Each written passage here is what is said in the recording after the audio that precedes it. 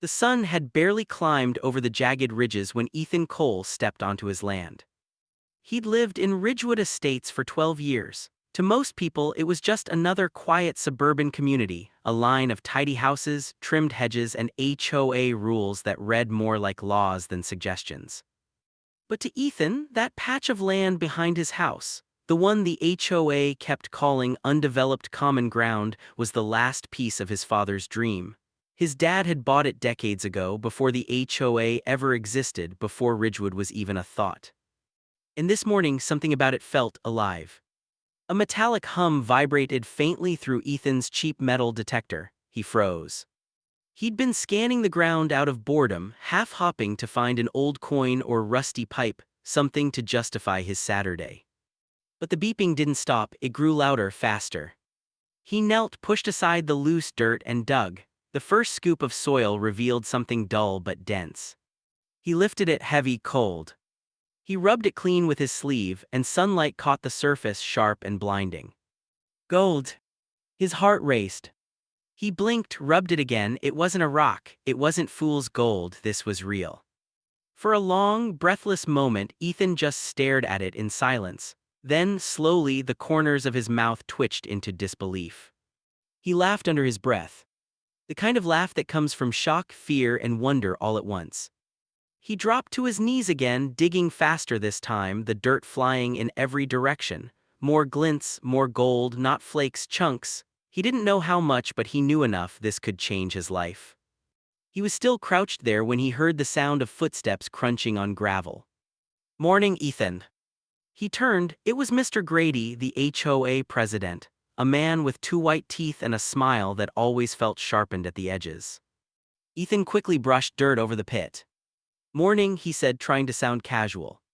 Grady glanced at the shovel, doing some yard work. "Yeah, just clearing the weeds." Grady's eyes drifted to the spot he'd been digging. "You're pretty far off your property line, aren't you?" Ethan frowned. "This is my land." Grady smirked. "Technically, the boundary ends about 8 feet back. That area was rezoned as HOA-managed common land years ago." "That's not what my deed says," Ethan shot back. Grady didn't argue, he just smiled. "Just make sure you're not violating any landscaping rules, okay? We've had issues before." Then he turned and walked away. Ethan waited until the footsteps faded, then returned to the hole, his pulse still hammering. He worked until the light faded and the dirt turned cold beneath his nails. By the time he covered it back up, his hands were shaking, not from fear, but from the weight of the secret he'd just buried. That night, Ethan sat at his kitchen table with a flashlight and the gold pieces spread out before him. They gleamed softly, whispering promises. He'd tested them, real gold. He couldn't believe it. He thought of his father, of how they'd struggled to keep the land when the HOA first tried to seize it for beautification purposes. He fought them in meetings, in court, even door to door among neighbors. And now, years later, Ethan had found something worth more than every home on that street combined. He couldn't sleep. He didn't tell anyone. But secrets don't stay buried long in Ridgewood. The next morning, Ethan woke to the sound of engines outside, 2 HOA trucks parked by his fence, men in vests holding clipboards. He stepped outside. "What's going on?" One of them barely looked up. "Routine soil inspection, HOA policy." Ethan narrowed his eyes. "Since when?" "New environmental compliance order, came down last night." "Last night?" He glanced at the spot where he'd dug. It was already marked with orange flags. His stomach sank. Grady appeared again, walking up the path like he owned it. "Morning again, Ethan. We're just checking for contamination, standard procedure. You can't just dig on my land." "Actually," Grady said, his tone syrupy, "the soil line falls under HOA jurisdiction now. Remember the rezoning." Ethan's voice dropped to a low growl. "You made that up." Grady's eyes glinted. "Then prove it." He turned and waved to the workers. "Keep going." Ethan watched in fury as they began to dig right where he'd buried the gold. He clenched his fists. He wanted to shout to stop them, but one wrong move and they'd know what he was hiding. So he stood still, silent, watching. They didn't find anything that day. The gold was deeper, safe for now, but Ethan knew the HOA wouldn't stop. That night, he pulled out his father's old deed, studied the boundary lines, then circled the disputed area. He took photos, documents, and began researching mineral rights. He learned that if he could prove the land was his, anything beneath it, gold included, was legally his property. But to do that, he'd have to file it publicly. And once he did, the HOA would know exactly what he was trying to protect. He couldn't trust anyone, not yet. Days passed, the HOA trucks returned twice more. Each time, they dug a little deeper, claiming to test water runoff or drainage patterns. Each time, Ethan watched from his porch, pretending not to care. But one afternoon, he noticed a new face among them. A woman, late 30s, with a sharp, calculating gaze and a clipboard full of maps. She approached him when the others weren't looking. "Mr. Cole," she asked, "I'm with the Ridgewood Environmental Review Committee." He eyed her cautiously. "Another HOA branch?" "Not exactly," she lowered her voice. "I'm independent. They hired me as a consultant, but I've seen their maps. They're planning something." Ethan's pulse quickened. "What kind of something?" She hesitated, scanning the workers around them. "They've been petitioning to reclassify several private lots as communal property under HOA care. Yours is at the top of the list." Ethan felt his chest tighten. "They can't just do that." She looked at him carefully. "That depends on what's underneath it." For a moment their eyes locked. She knew. Before Ethan could respond, Grady shouted from across the yard, "Everything okay over there?" The woman stepped back, forced a smile, and raised her clipboard. "All good," then she whispered, "You didn't hear this from me," and walked away. Ethan stood frozen, his hands trembled. He knew then it wasn't about HOA rules anymore. They knew something. Maybe they'd seen the soil samples, maybe someone had followed him that night. Whatever the case, the gold wasn't a secret anymore. That evening, Ethan packed a duffel bag. Inside it, he placed the gold pieces he'd already dug up, wrapped in cloth. He didn't know how much it was worth yet, but it was enough to matter. He drove to a pawn shop 3 towns over, one that specialized in rare metals. The owner, a thick-bearded man named Russo, examined the pieces with a magnifying glass. "This is high grade," he muttered. "You find this yourself." Ethan hesitated. "Something like that." Russo weighed it, punched some numbers into a calculator. "You're sitting on something serious here. Where'd you say you found it?" "I didn't." Russo smirked. "Fair enough, but listen, if you found more, keep quiet. Stuff like this attracts attention, the kind you don't want." Ethan nodded. "Yeah, I'm starting to realize that." He left the shop with a small advance, enough cash to cover his bills, but it wasn't about money anymore, it was about control. When he returned home, his front door was unlocked. He froze. He stepped inside slowly. Nothing looked broken, but the air felt disturbed, like someone had been there. Then he saw it, his father's deed, lying open on the kitchen table. And next to it, a note. HOA compliance review in progress, do not obstruct. No signature, just the HOA letterhead. Ethan's throat went dry. They'd been inside his house. He tore the note in half and sat down, shaking. Every instinct screamed at him to go public, call the police, expose them, but he knew how Ridgewood worked. The police golfed with Grady, the council owed him favors. If Ethan wanted justice, he'd have to play their game. The next morning, Grady called a special HOA meeting. Mandatory attendance for all residents.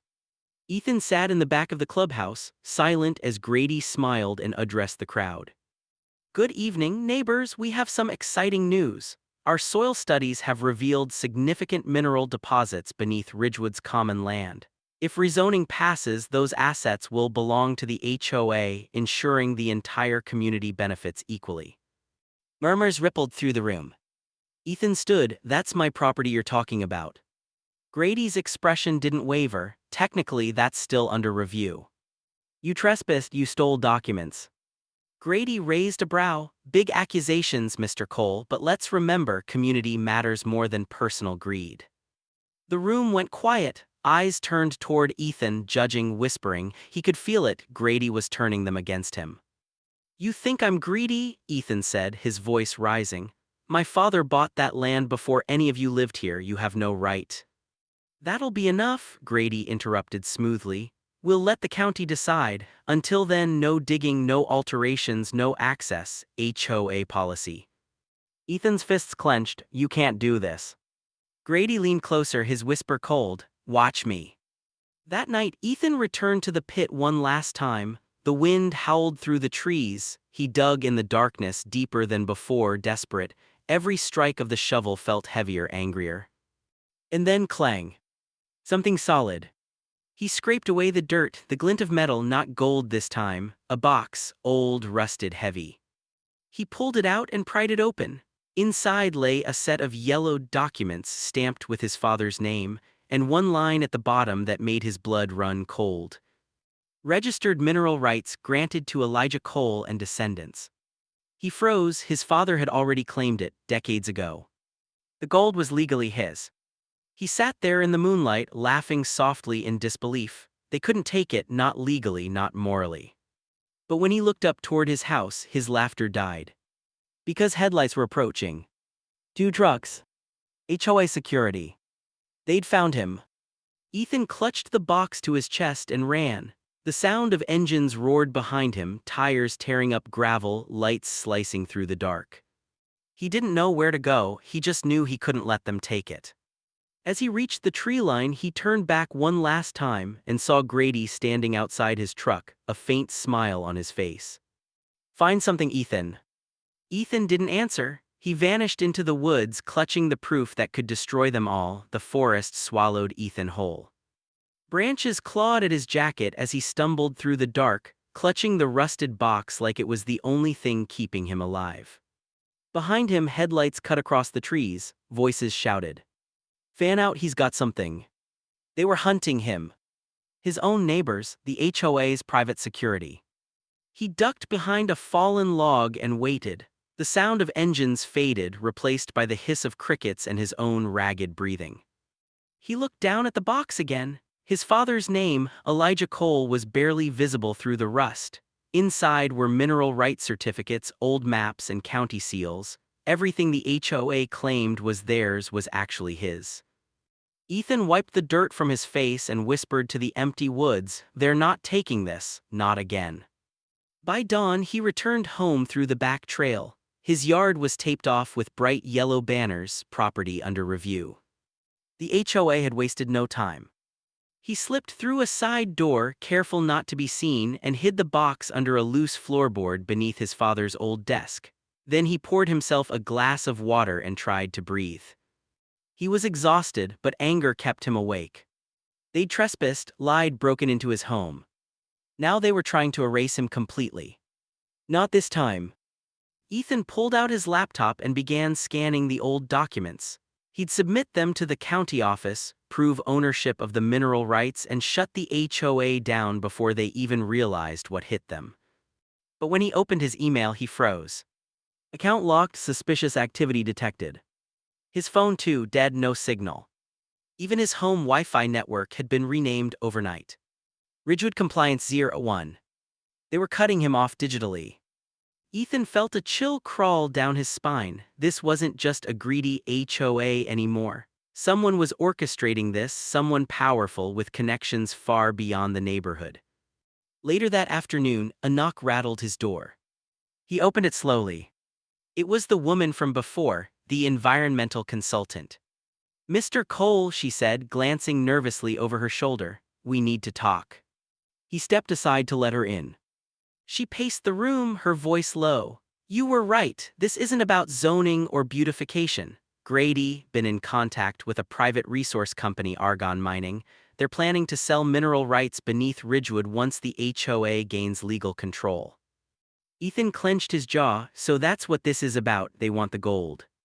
"Not just the gold," she said. "There's more down there. They think it's part of a larger deposit. If the HOA controls it, they'll sell the rights for millions." Ethan's blood boiled. "That land, been in my family for 40 years. My father filed the mineral rights himself." She nodded. "I know, I saw your name on an old registry, but they've been trying to erase it from county records. Someone's tampering with the archives." He stared at her. "You're saying they're altering government files?" She hesitated, then nodded. "Grady has connections downtown, judges. Surveyors, they can make things disappear." Ethan slammed his fist against the table. Not if I expose them first. She looked up sharply. That's dangerous. You can't go public without proof that still holds up legally. He knelt and pulled the box from beneath the floorboard. Then this is my proof. She leaned over, eyes wide. Where did you get that? My father buried it. She flipped through the documents, her hands trembling. This is legitimate. These signatures county verified. If we can authenticate these, Grady's finished. Then help me, Ethan said. She met his eyes for the first time. She smiled. I will, but you have to trust me. They met that night at a diner off the highway, far from Ridgewood. She introduced herself properly, Laura Bennett, environmental consultant and former county geologist. As they ate, she explained that she once worked with argon mining, the same company now funding Grady's community development plan.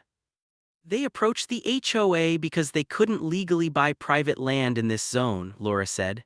So Grady offered a workaround, rezone it as common land, then sell the rights under the HOA's name. He gets a cut, Argon gets the gold. Ethan shook his head. He's selling out an entire neighborhood. He's not the first, just the greediest. She slid a flash drive across the table. These are the emails I pulled before they revoked my access. If we cross-reference them with your deed, it's enough for a county investigation. Ethan took it. Then let's take it to the sheriff. She gave him a long look. You don't get it. Sheriff Myers is on their payroll. He owns stock in Argon. Ethan felt a pit in his stomach. So who can we trust? She hesitated. There's one person, my old boss at the county registrar's office, Evelyn Sharp. If she still works there, she can authenticate the deed before they bury it. Ethan nodded. Then we go to her. Laura looked around nervously. We'll have to be careful. They're probably tracking us already. He smirked. Let them try. The drive to the county office was tense. Rain lashed against the windshield, and Ethan's mind replayed every word Grady had ever said about community unity. It was all a lie. When they arrived, the building was nearly empty. Evelyn Sharp, a tired-looking woman in her 60s, sat behind the counter. Laura approached her cautiously. Evelyn, it's me, Laura Bennett. Evelyn's eyes lit up. Laura, I thought you left the county years ago. I did, but I need your help. It's urgent. Evelyn's gaze shifted to Ethan. And who's this? Ethan Cole, he said, placing the rusted box on the counter. My father's deed, mineral rights registration from 1982. I need verification. Evelyn adjusted her glasses and examined the papers, her brow furrowed. These are authentic signatures, but... She flipped through the files on her computer and frowned. That record doesn't exist anymore. It's been deleted. Can you restore it? Ethan asked. I can try. Her fingers flew across the keyboard. Lines of data scrolled by, then she froze. She looked up at them, eyes wide with fear. Someone's accessing this system remotely. Laura leaned closer. Can you block it? I can try, but... The screen suddenly went black. A single message appeared. Unauthorized access detected, Ridgewood Compliance Authority. Ethan's stomach turned. They'd found them. Evelyn slammed the keyboard. I can't override it, they've locked me out. Laura grabbed the papers from the desk. We have to go now. They bolted for the exit. Behind them the lights flickered and died. Outside the rain had turned to a storm. Ethan threw the box into the back seat and jumped into the driver's seat. As they sped away, Laura's phone buzzed. A message from an unknown number. You're in over your head. Leave Ridgewood before it's too late. Ethan tightened his grip on the wheel. They're not scaring me off my own land. Laura glanced at him. They don't need to scare you, Ethan. They just need to make you disappear. He didn't answer. When they reached Ridgewood again, Ethan noticed something strange. The streetlights were out. Every house was dark except one. The clubhouse. It glowed like a beacon at the end of the street. Laura frowned. They're meeting at this hour. Ethan's jaw tightened. Then let's crash it. They parked a block away and moved through the shadows. Through the clubhouse window, Ethan saw Grady and a group of board members gathered around a projector. On the screen was his house, a live feed. Grady was speaking. Mr. Cole has become a threat to community stability. Our partners are concerned. If he continues to resist, we may need to pursue legal. Legal, one board member scoffed, why not just call the sheriff? Grady smiled thinly, because the sheriff answers to us. Ethan's pulse thundered, Laura grabbed his arm, we need to get those recordings if we can prove this conspiracy. The floor creaked underfoot. Every head inside turned toward the window. Grady's eyes met Ethan's through the glass. He smiled. Well, he said slowly, speak of the devil. The door burst open, two men in security uniforms rushed out. Ethan grabbed Laura's hand and they ran. Through backyards, across fences, down alleys. Rain soaked them to the bone. They didn't stop until they reached the old water tower beyond the neighborhood line. Ethan bent over, gasping, they know everything, cameras, feeds, even my Wi-Fi. Laura nodded, shivering, they're turning the entire HOA into a surveillance network. He looked out toward the distant rooftops of Ridgewood, the lights flickering through the storm. It's not a neighborhood anymore, he said quietly, it's a prison. By morning, the HOA had issued a community emergency bulletin. Ethan Cole was officially declared a non-compliant resident. They froze his property access, suspended his neighborhood membership, and even blocked his entry at the main gate. He was, in every official sense, exiled from his own home. But Ethan didn't stop. He set up a small camp near the old quarry outside town. There, with Laura's help, he began digitizing every document, every map, every email. Together, they built a case. For days, they worked without rest. Until one night, Laura stopped typing and stared at her screen. Ethan, look at this. She turned the laptop toward him. It was a satellite image, recent. It showed Ridgewood's northern edge. A large section of land had been fenced off, marked private development authorized by Ridgewood HOA. Right in the middle of it was the pit. They've started digging, Ethan whispered. Laura's voice trembled, they must have found the rest of the vein. Ethan slammed his fist into the table, they're stealing it in broad daylight. Then we hit them tonight, she said. He looked at her, what do you mean? She leaned forward. If we can record them mining before they register the claim, we can prove they violated federal land use law. That's jail time, Ethan. He hesitated, that's risky. She gave a thin smile, so's doing nothing. Midnight. They crept through the forest, flashlights off. In the distance, the rumble of engines and metallic clatter echoed through the air. Floodlights illuminated the pit, massive excavators, drills, and men in reflective vests. Ethan recognized Grady, standing near the edge shouting orders. He was no longer hiding it. Laura pulled out a camera, zooming in, we've got them. But before she could record, a voice came from behind them. Drop it. They turned, two security guards armed, faces hidden behind visors. Hands up, you're trespassing on Ridgewood property. Ethan's stomach turned cold, this is my land. The guard smirked, not anymore. Laura whispered, Ethan, run. He hesitated, then swung the flashlight, striking the guard's arm. The gun fired a deafening crack. Laura screamed, Ethan grabbed her hand and sprinted toward the woods. Bullets tore through the air, dirt exploded beside them, they dove behind a boulder, hearts pounding. Are you hit? Ethan shouted. No, she gasped, keep moving. They crawled through the brush, every rustle of leaves sounding like thunder in their ears. When they finally reached the old service road, Ethan stopped. We can't go back, they'll expect us to run. Laura looked at him terrified, then where? He pointed toward the dark horizon, to the press, to anyone who will listen. She nodded, then let's finish this. By dawn, they reached the next town over. Mud-caked, exhausted, and running on fumes, they walked into a small news office. The clerk looked up, startled. Ethan dropped the box and flash drive onto the counter. I've got a story for you and proof. The clerk hesitated, who are you? Ethan's eyes burned with determination, the man they tried to erase. That same morning, back in Ridgewood, Grady stood at the edge of the pit as sunlight struck the exposed gold veins. He smiled, gentlemen, he said softly, we just made history. Then his phone buzzed, a notification. Breaking news, Ridgewood HOA accused of illegal mining and property fraud. His smile faded. The screen showed Ethan Cole, muddy, bruised, and alive, holding up the deed on live television. And beneath the headline, one line burned like fire. This land was my father's, and now it's mine. Grady's face went pale. He turned to his men, shut it down now. But it was too late, the world was watching.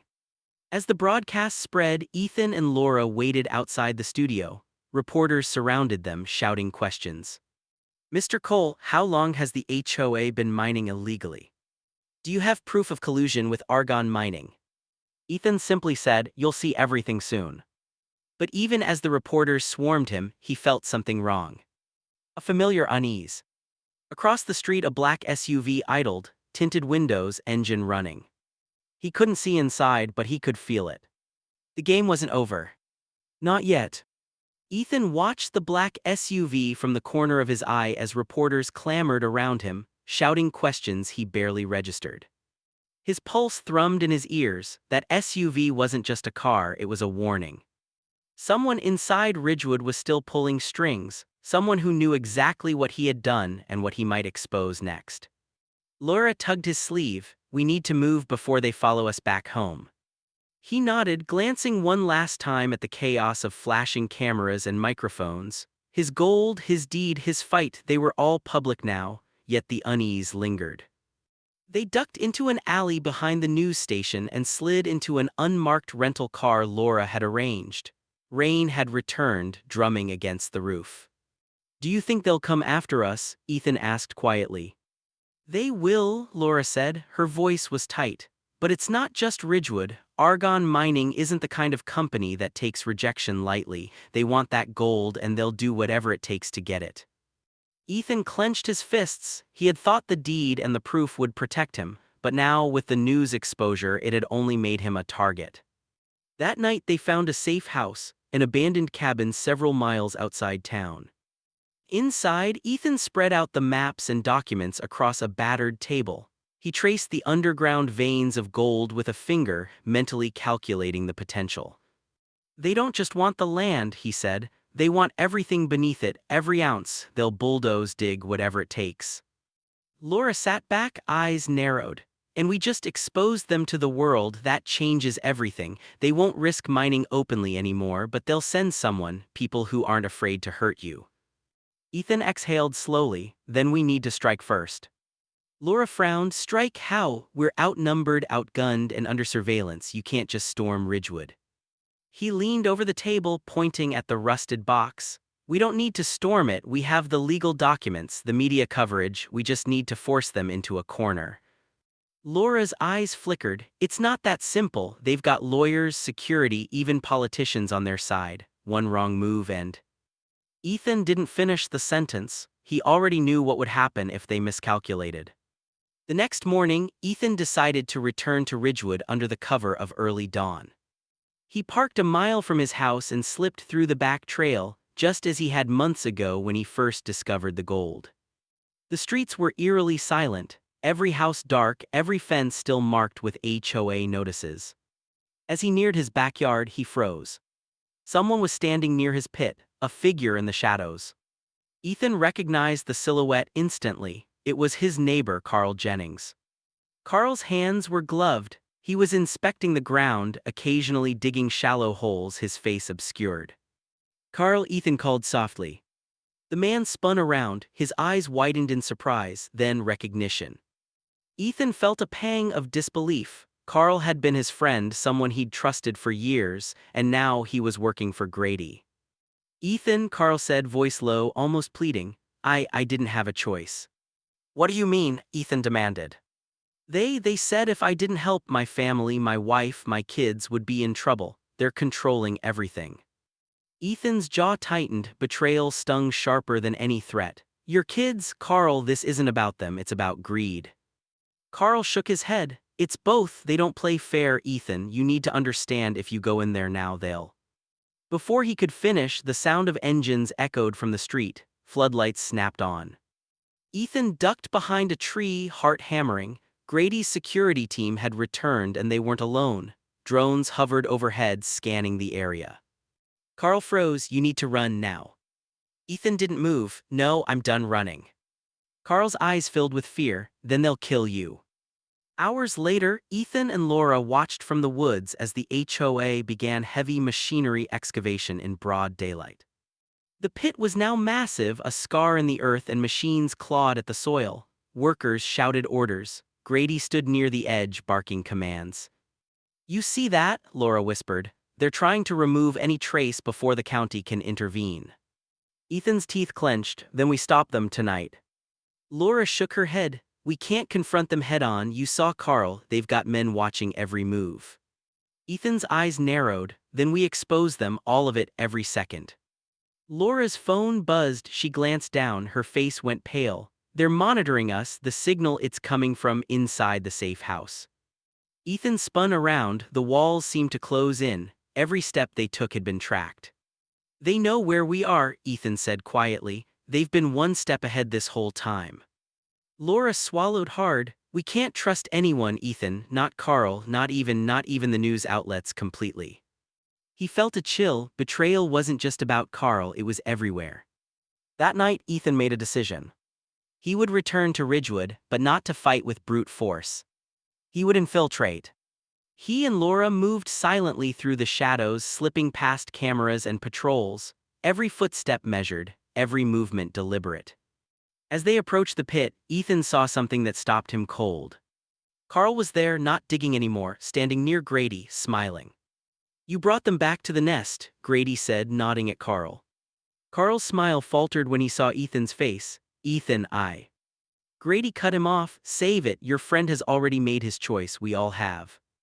Ethan's stomach dropped. Carl had betrayed him completely.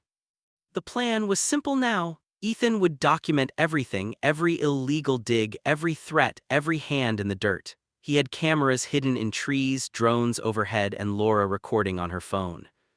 Every move by the HOA, every exposed act of theft would become evidence impossible to ignore. But the deeper he watched, the more he realized the stakes had risen. The machines weren't just removing gold, they were uncovering something else beneath the soil. Metal structures, pipes, signs of long-buried tunnels. Ethan's breath caught. The land held more secrets than even his father's deed suggested.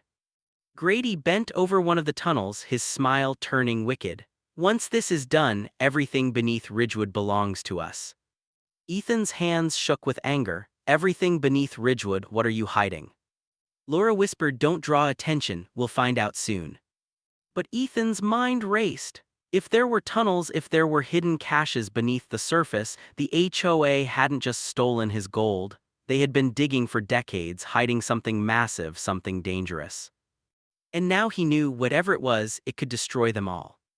As the night stretched on, Ethan and Laura continued to record in silence.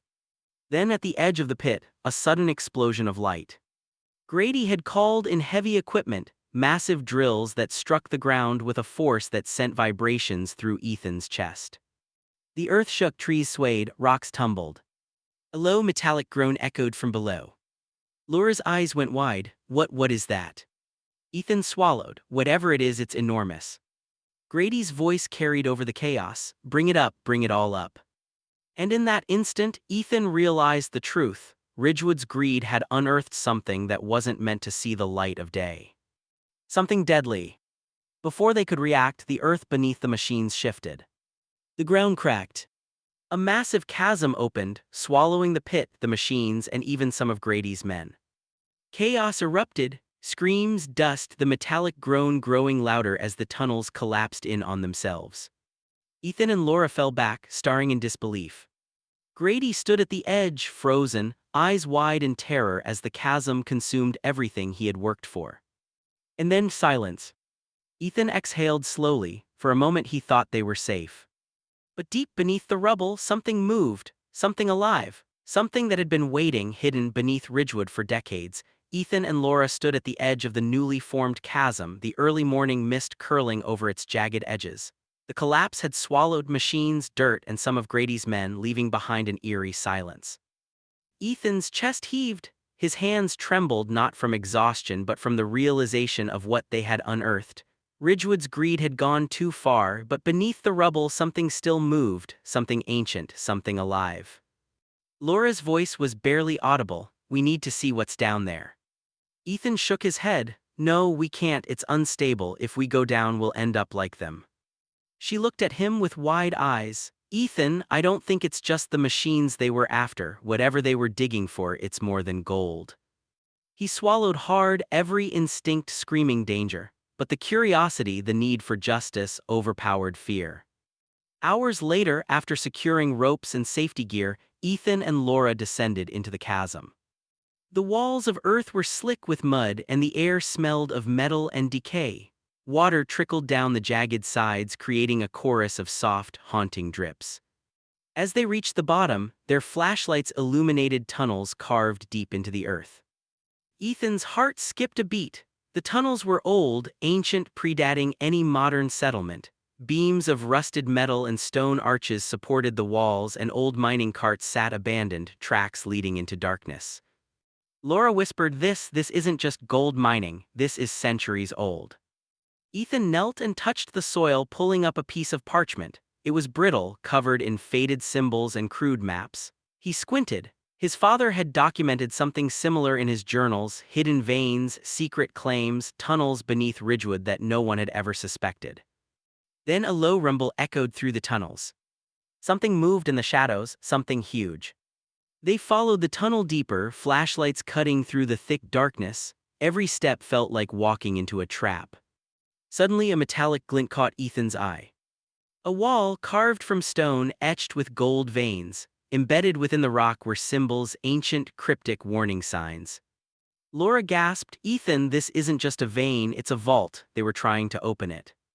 Ethan's pulse raced. The HOA, Argonne Mining, Grady, they weren't just after ordinary gold. They had stumbled upon something far bigger, something the world had never seen. A deep growl echoed from within the vault.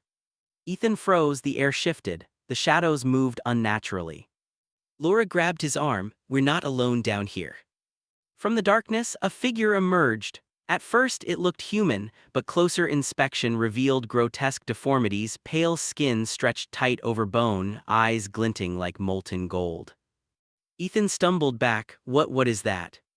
Laura's voice shook, It's guarding the gold, or it's part of it. The creature advanced, slow but deliberate. Every step reverberated through the tunnels. Ethan realized that whatever this was, it had been waiting for centuries, hidden beneath Ridgewood, feeding off greed, waiting for someone foolish enough to dig too deep. Back above ground, Grady and his remaining men had gathered at the chasm, surveying the collapse with fury and disbelief. Grady's face was twisted with rage. Cole, he's down there, I can feel it, the gold, everything is his now. One of the guards tried to speak, Sir, maybe we should call this off, that pit, it's unstable. Grady slammed his fist against the jeep. Do you think I care about stability? This gold is ours, find him, bring it all up. But no one moved. The pit had swallowed the machines. The tunnels beneath had proven unpredictable. Nature or something older had intervened. Meanwhile, deep within the vault, Ethan and Laura were trapped. The creature advanced, its growl rising into a deafening roar. Ethan's mind raced. He remembered the maps, the documents, the old parchment his father had written about it. It wasn't just gold. The creature was bound to it. It was a guardian, a living relic of the underground veins.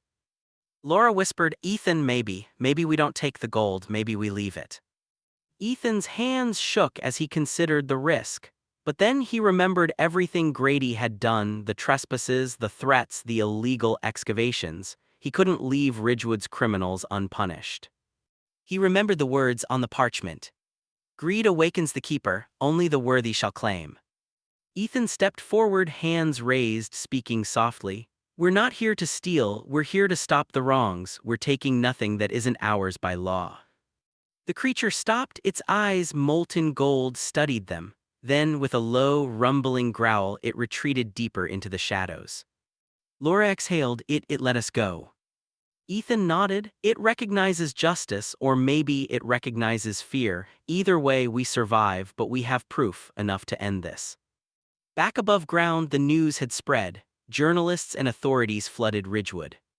Ethan, Laura, and Evelyn Sharp had submitted the documents, recordings, and evidence of illegal mining. Federal inspectors arrived to secure the site. Grady was arrested that afternoon. His security team scattered. Argonne Mining executives denied involvement, but internal emails, now public, confirmed the conspiracy. Carl Jennings was taken in for questioning. He admitted everything: how he had been coerced, how he had helped Grady cover evidence. Ethan watched it all unfold with grim satisfaction. Justice was slow but unstoppable. Weeks later, Ridgewood had transformed. The chasm remained. Fenced off and labeled protected archaeological site.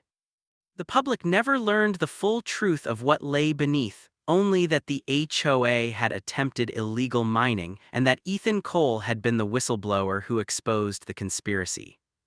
Ethan returned to his home, now restored with legal protections. He dug carefully in a small, verified area, not for gold but for closure. The rusted box remained in his hands. The deed, the certificates, the maps, they were more than evidence. They were his father's legacy. He whispered, "We did it, Dad. They can't take this from us." Laura stood beside him. "It's over for now."